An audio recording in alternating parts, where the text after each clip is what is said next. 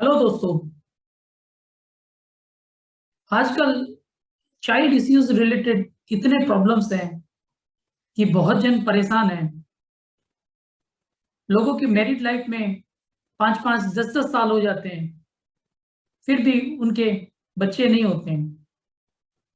तो एस्ट्रोलॉजिकली इसका क्या कारण है, ये आज हम इस वीडियो में देखेंगे। तो वीडियो को अंत तक जरूर देखिएगा और बने रहें इस वीडियो में।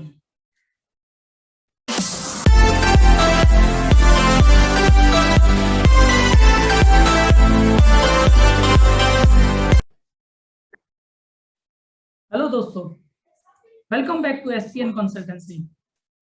तो आज जो अपना टॉपिक है, जैसे मैंने कहा था कि चाइल्ड इश्यूज को लेकर के है। तो जो चाइल्ड इश्यूज है वो हम 5वें भाव से देखते हैं, 5th हाउस से देखते हैं। जिस किसी का भी 5th हाउस डैमेज है तो उनको definitely they will suffer from the child issues.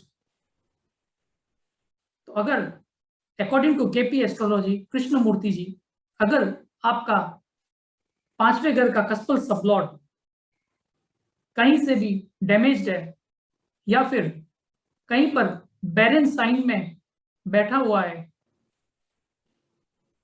आपको बैरन साइंस बता दूं जो कि Aries, Gemini, Leo and Virgo. 1 number राशि, 3 नंबर राशि, 5वीं नंबर राशि और 6ठी नंबर राशि, ये 4 जो साइंस है ये बैरन साइंस कहे जाते हैं। अगर किसी का भी 5वें घर का लॉर्ड इन साइंस में बैठे तो चाइल्ड इश्यूज रिलेटेड प्रॉब्लम्स होती है। काफी टाइम चाइल्ड होते भी नहीं है, अगर किसी के हो तो काफी डिलेज के बाद में होते हैं, जैसे किसी के 10-10 साल के बाद में चाइल्ड होते हैं। तो ये सब बैरन साइंस के कारण ही होते हैं। ये जो 4 साइंस है, ये जो बैरन साइंस है, ये इतने फ्रूटफुल साइंस नहीं होते हैं। तो ये पहला कारण था जो बैरन साइंस है। और दूसरा कारण है, अगर आपका 5वें घर का कस्पल सबलॉर्ड कहीं से भी 1, 4 और 10 भाव दिखाए, I repeat once again, listen it very carefully, 1, 4 and 10, then it denies children's। अगर ये भाव आते हैं तो चाइल्ड होने में बहुत ज्यादा तकलीफ होती है। ये बहुत ही महत्वपूर्ण है, जो कोई भी नोट करना चाहते हैं वो नोट कर लें। और जो तीसरा पॉइंट है, अगर आपका जो बच्चों का कारक है बृहस्पति ग्रह है, जुपिटर प्लेनेट, कहीं से भी अगर आपका बृहस्पति ग्रह डैमेज है तो आपको श्योर आपको चाइल्ड इश्यूज रहेंगे ही रहेंगे। तो कुंडली में आपके बृहस्पति ग्रह को संभाल करके रखिए। बृहस्पति ग्रह को कैसे ट्रीट करना है, कैसे संभाल के रखना है, मेरे वीडियोस दिए हुए हैं, डिस्क्रिप्शन बॉक्स में लिंक है, आप जाके देख सकते हैं उस पर। वो बहुत ही जरूरी है। चलिए, एक चीज याद आई है यही बात लेकर के कि अगर किसी का बृहस्पति ग्रह डैमेज है तो आप दूध जो होता है, दूध में जो आपके जो कोई भी सोने का जो तिनका होता है, सोने का तिनके को गर्म करके उस दूध में डुबो करके उस दूध को पी लें, तो इससे बृहस्पति ग्रह को चंद्रमा का सपोर्ट मिलेगा और आपका बृहस्पति ग्रह मजबूत होगा, स्ट्रांग होगा। तो ये भी एक उपाय है, वीडियो बनाते वक्त याद आ गया तो मैंने सोचा आपके साथ शेयर कर दूं। तो ये भी काफी जन आप लोग कर सकते हैं, बहुत ही जरूरी है। बृहस्पति ग्रह को अच्छा रखना बहुत ही इंपॉर्टेंस है, क्योंकि वो देव गुरु हैं। और अगर आपके 5वें घर का कस्पल सबलॉर्ड है जो, 2, 5 और 11 भाव दे, 2, 5 एंड 11, तो ये बहुत ही श्रेष्ठ होते हैं। मतलब ऐसे नेटिव को किसी भी तरह से चाइल्ड रिलेटेड इश्यूज नहीं होते हैं,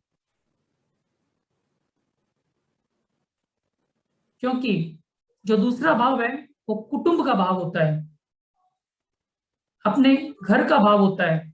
तो अगर दूसरा भाव आता है तो वहां पर अपने फैमिली मेंबर्स की वृद्धि होती है। और जो 5वां भाव होता है वो बच्चों का होता है, आप सबको पता है। और जो 11वां भाव होता है वो फुलफिलमेंट ऑफ डिजायर्स, आपकी इच्छा पूर्ति।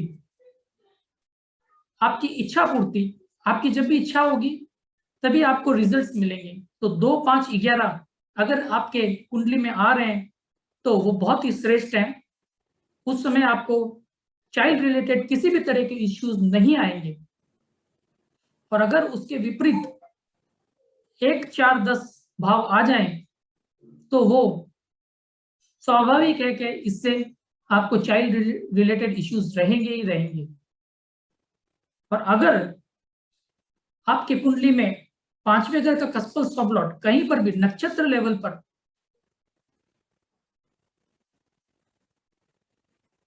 4, 8, 12 दे दे तो आई एम 200% श्योर कि इसमें चाइल्ड इश्यूज रहेंगे ही रहेंगे।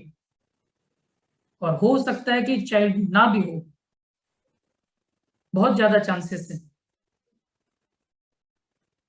तो इसके लिए कभी भी अपने चार्ट को अच्छे एस्ट्रोलॉजर से दिखा करके फिर ही कोई उपाय करे। बहुत जन से सुन करके जेमस्टोन्स वगैरह पहन लेते हैं।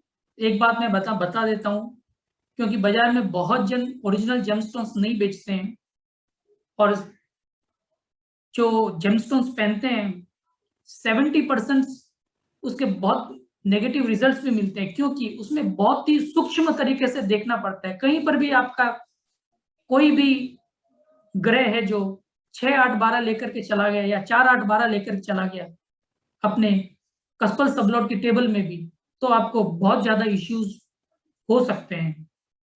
प्लेनेट हालांकि आपको बताएंगे, अच्छे रिजल्ट्स बताएंगे, अच्छे भाव दिखाएंगे, लेकिन आपके जो कस्प की जो टेबल है कहीं पर वो अगर 4, 8, 12 जैसे भाव लेके चला गया तो आपको बहुत ही प्रॉब्लम होगी। तो इससे विशेष ध्यान रखें।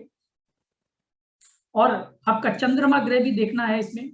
चंद्रमा ग्रह कैसा बैठा है कुंडली में, किस भाव में बैठा हुआ है, और आपका लगन का जो लॉर्ड है वो भी किस साइन में बैठा हुआ है, और मजबूत है कि नहीं है, स्ट्रांग है कि नहीं है, उसमें सटबल का पावर है कि नहीं है। अगर आपका लगन लॉर्ड जो आप खुद हैं वही अगर वीक हुआ तो आपको फर्टिलिटी में प्रॉब्लम होगी ही होगी। अगर आप खुद कमजोर हैं तो आप में क्षमता नहीं होगी।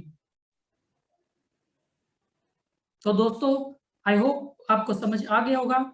अगर आपको कुछ भी समझ नहीं आया है तो वीडियो को दोबारा देखिएगा, तो आपको क्लियर कट हो जाएगा।